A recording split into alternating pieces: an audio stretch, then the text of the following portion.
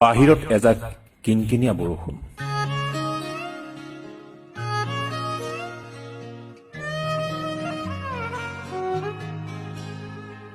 ফেৰফেৰীয়া বতাহজাকে সাৰ কোপোৱা জাৰটোক উন্মাদ কৰি তুলিছে।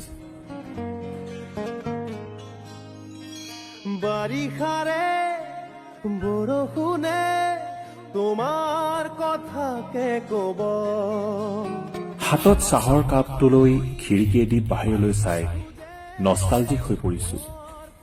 তোমাৰ জানো মনত নাই সেই আবেলিটোৰ কথা? গাঁৱৰ সিমূৰৰ টিলাটোত বহি যে আমি শেষবাৰৰ বাবে কথা পাতিছিলো। তুমি হয়তো নাজানা, কাহিনী এটা মোৰো আছিল। কোৱাহে নহল, কম বুলি ভাবোতেই আঠ হেৰাল সপোনৰ দিশ চৌবনত।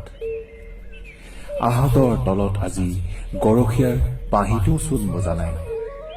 নহলে কিজানি সুৰৰ আচল ধৰি ঘূৰি আহিলেহেঁতেন কাহিনীৰ আঁত, জীৱনে বিচাৰি পালেহেঁতেন বাট।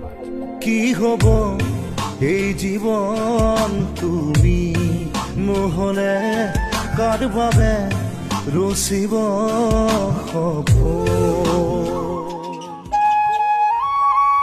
বাৰু সেইবোৰ থাওক দিয়া।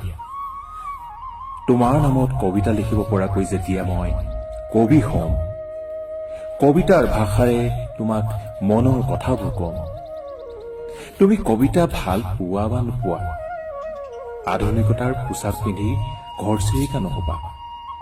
হৃদয়ৰ উজান বজাৰত মৰমৰ দৰদাম নকৰিবা। কৃত্ৰিমতাৰ হালধীয়া পোছাক পিন্ধিবলৈ এৰি নিদিবা বৰষুণে তিয়াব নোৱাৰাকৈ।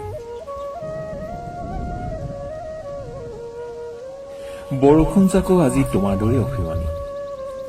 কোমল ৰদ চেৰেঙাই ভাঙিব নোৱাৰাকৈ ঠেক মাতিছে। কিনকিনীয়া টোপাল হৈ চকুলো দুকিছে, ভাৱনাবোৰ নিজতে সামৰি।